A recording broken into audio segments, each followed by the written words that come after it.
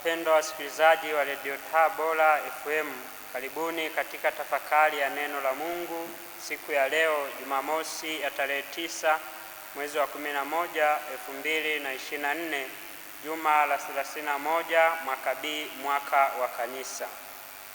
Leo mama kanisa anaadhimisha sikukuu ya kutabarukiwa Basilika la Laterani. Masomo yetu ya leo ni kama ifuatavyo.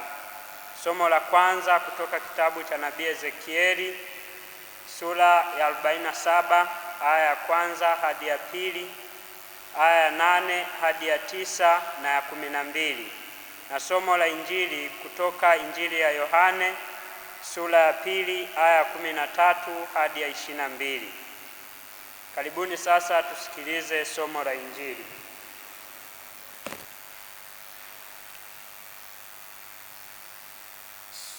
Somo la Injili ilivyoandikwa na Yohane. Sifa kwako, e Kristo. Pasaka ya Wayahudi ilikuwa karibu, naye Yesu alikwea mpaka Yerusalemu. Akaona pale hekaluni watu walikuwa wakiuza ng'ombe na kondoo na njiwa, na wenye kuvunja fedha wameketi. Akafanya kikokoto cha kamba, akatoa wote katika hekalu, na kondoo na ng'ombe, akamwaga fedha za wenye kuvunja fedha, akazipindua meza zao. Akawaambia wale waliokuwa wakiuza njiwa, yaondoeni haya, msifanye nyumba ya Baba yangu kuwa nyumba ya biashara.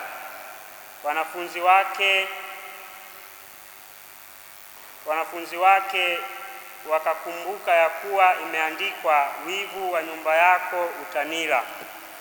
Basi Wayahudi wakajibu wakamwambia, ni ishara gani utuonyeshayo kwamba unafanya haya? Yesu akajibu akawaambia, livunjeni hekalu hili, nami katika siku 3 nitalisimamisha. Basi Wayahudi wakasema, hekalu hili lilijengwa katika muda wa miaka 46, nawe utalisimamisha katika siku 3? Lakini yeye alinena habari za hekalu la mwili wake. Basi alipofufuka katika wafu, wanafunzi wake wakakumbuka ya kuwa alisema hivi. Wakaliamini lile andiko na lile neno alilonena Yesu. Neno la Bwana.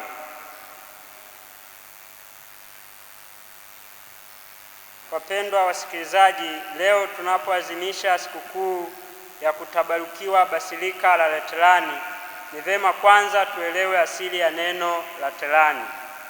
Hapo awali neno Laterani lilikuwa jina la ukoo wa watu matajiri walioishi mji wa Roma kwenye jumba kubwa sana.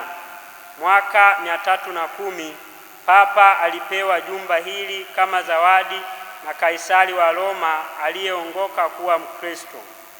Papa huyu akalifanya kuwa ikulu yake, na jina Laterani liliendelea kulitambulisha jumba hilo.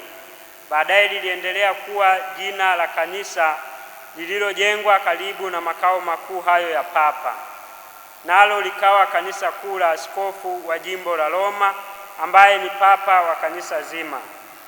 Wapendwa katika Kristo Bwana, ni vema pia tukaelewa walau kwa sentensi moja maana ya neno basilika.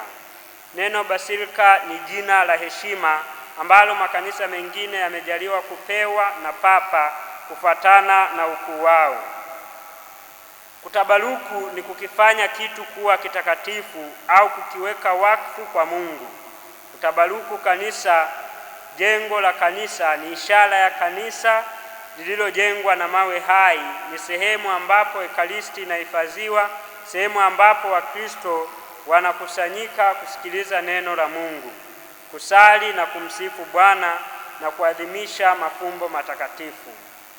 Sikukuu ya leo hukumbuka kuwekwa wakfu kwa kanisa hilo ambalo kwa vile ni kanisa kuu la Papa, ni kama kanisa kuu la dunia yote. Hivyo katika liturujia tunadhihirisha umoja wetu na jimbo la Roma, aidha upendo wetu kwa Papa aliye askofu wake. Wapendwa taifa la Mungu, katika somo letu la Injili, Yesu anawafukuza watu waliokuwa wanafanya biashara hekaluni na anawaambia, ondoeni vitu hivi, msifanye nyumba ya Baba yangu kama nyumba ya biashara. Tunaweza kujiuliza kwa nini biashara ilikuwa inafanyika ndani ya hekalu, eneo lililokuwa kwa ajili ya kumwabudu Mungu. Sababu ni hizi. Kama tunavyosoma katika Injili yetu, Pasaka ilikuwa imekaribia na Yesu akapanda Yerusalemu, na huu ulikuwa utamaduni wa Wayahudi walioishi ndani ya Israeli na walioishi maeneo ya mbali.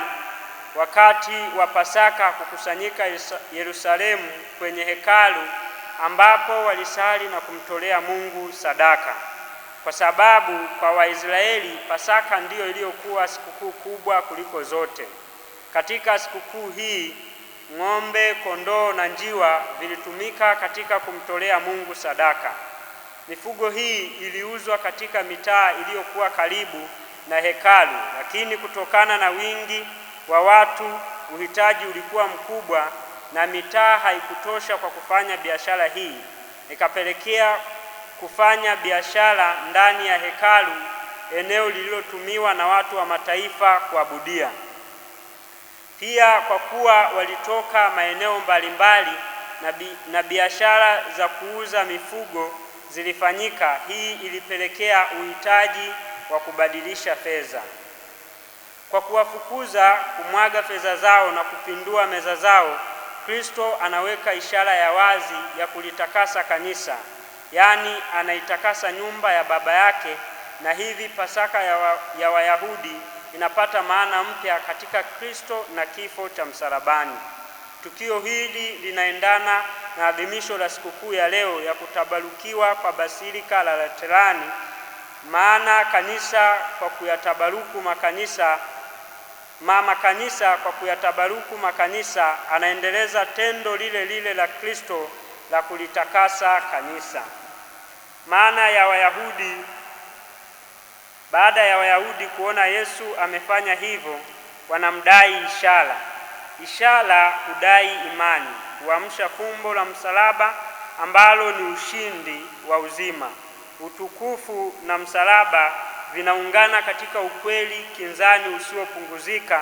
Katika hali isiyokuwa ya kawaida, Yesu anatoa jibu ambalo hawakulitarajia.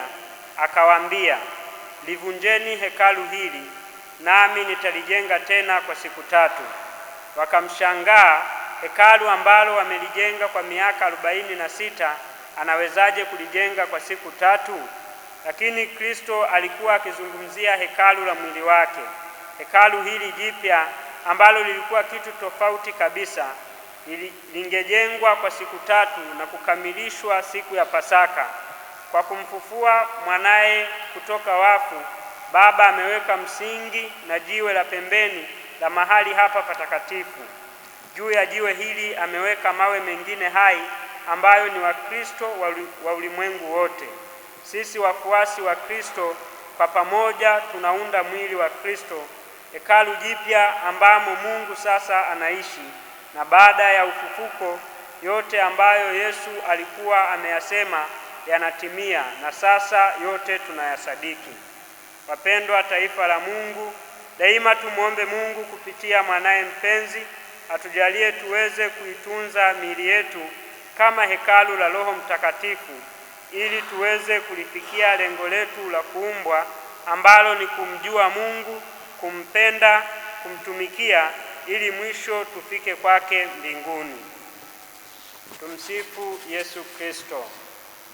Tafakari hii imeletwa kwenu na mimi Frate Dionis Maximin Kababaye kutokea Jimbo Katoliki la Kigoma, ninayesoma masomo ya teolojia mwaka wa 3 katika seminari kuu ya Mtakatifu Paulo Kipalapala.